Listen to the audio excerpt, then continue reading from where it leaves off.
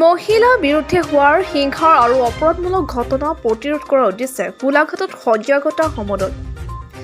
মহিলাৰ বিৰুদ্ধে হিংসাৰ অৱদান ঘটোৱা উদ্দেশ্যে 2023 চনৰ ভিতৰত ঐক্যবদ্ধ হোৱাৰ আহ্বানেৰে ৰাষ্ট্ৰসংঘ সচিব প্ৰধানে আৰম্ভ কৰা অভিযানৰ অংশৰূপে অসম চৰকাৰৰ সমাজ কল্যাণ সঞ্চালকালয়ে 16 দিনীয়া এটা কাৰ্যসূচী গ্ৰহণ কৰিছে।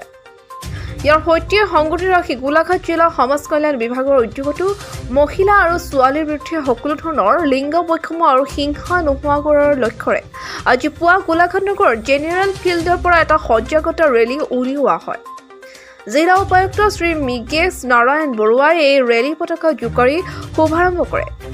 ৰেলীত জিলা উন্নয়ন আয়ুক্ত শ্ৰীযুতা আৰপা বাগলাৰে, ভাৰপ্ৰাপ্ত জিলা সমাজ কল্যাণ বিষয়া শ্ৰীযুতা গৌৰীপ্ৰিয়া দেউৰী, সহকাৰী আয়ুক্ত শ্ৰী পাপু গগৈ আৰু জিলা প্ৰশাসনৰ বিষয়ববীয়া, আৰক্ষী, অংগনবাড়ী কৰ্মী, ব্লক পৰ্যায়ৰ মহিলা কৰ্মী, জীৱিকা সখী, বিদ্যালয় মহাবিদ্যালয়ৰ ছাত্ৰ-ছাত্ৰী, শিক্ষক শিক্ষয়িত্ৰী আৰু বিভিন্ন বেচৰকাৰী সংস্থাৰ প্ৰতিনিধি আদিয়ে অংশগ্ৰহণ কৰিছে।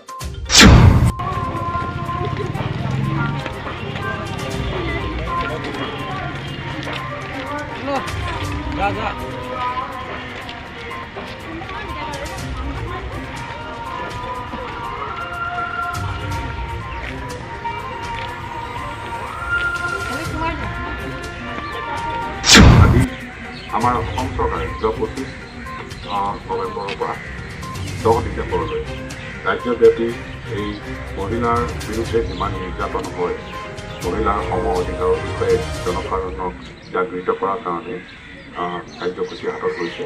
তাৰে অংশ হিচাপে আমি প্ৰত্যেক জিলাতে আজি জিলাভিত্তিক সমদল আৰু কৰ্মশালা অনুষ্ঠিত হৈছে আৰু সেই হিচাপে গোলাঘাট জিলাতো এই কাৰ্যসূচী কৰিবলৈ ওলাইছে।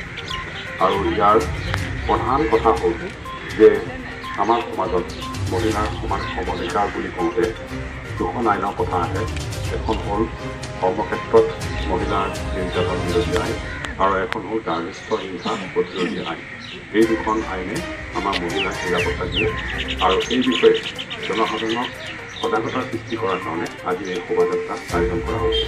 আমাৰ ইয়াত জীৱিকা শক্তি আৰু আন ৰাইজ, বিভিন্ন মহিলা সংগঠন, আমাৰ পুলিচ বাহিনী, মহিলা সদস্যসকল ইয়াত উপস্থিত আছে। আমি তেখেতসকলক সম্বৰ্ধনা জনাইছোঁ আৰু এই সমদল আৰু কৰ্মসূচীয়ে আজি যি কৰ্মশালা আছে সেয়া যাতে ৰাইজৰ মাজত সজাগতা বৃদ্ধি কৰিব পাৰে তাৰে আশা কৰিছোঁ আৰু সাংবাদিক বন্ধুসকলক এই বাৰ্তা কঢ়িয়াই নিবলৈ মই অনুৰোধ কৰিছোঁ। এইখিনি কৰে গোটেই অসমতে 25 নৱেম্বৰৰ পৰা 10 ডিচেম্বৰলৈ মহিলাৰ বিৰুদ্ধে হিংসাৰ বিষয়ে সজাগতা সৃষ্টি কৰাৰ কাৰণে বিভিন্ন কাৰ্যসূচী লোৱা হৈছে।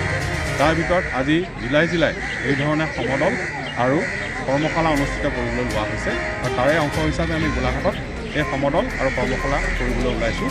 মূল কথাটো হ'ল যে মহিলাৰ কৰ্মক্ষেত্ৰত হোৱা নিৰ্যাতন আৰু ঘৰৰ ভিতৰত গাৰ্হস্থ্য হিংসাৰ যি নিৰ্যাতন হয় এই বিষয়ে ৰাইজক আইনগতভাৱে সজাগতা সৃষ্টিৰ কাৰণে ৰাইজৰ মাজত এই কাৰ্যসূচী আয়োজন কৰা হৈছে।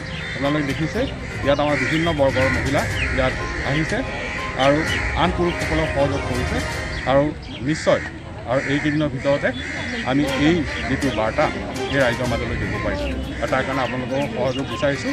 ইয়াৰ পিছত আমাৰ খণ্ড উন্নয়ন। গোলাঘাটৰ পৰা অভিজিত দুৱাৰৰ ৰিপৰ্ট, বি নিউজ আছাম।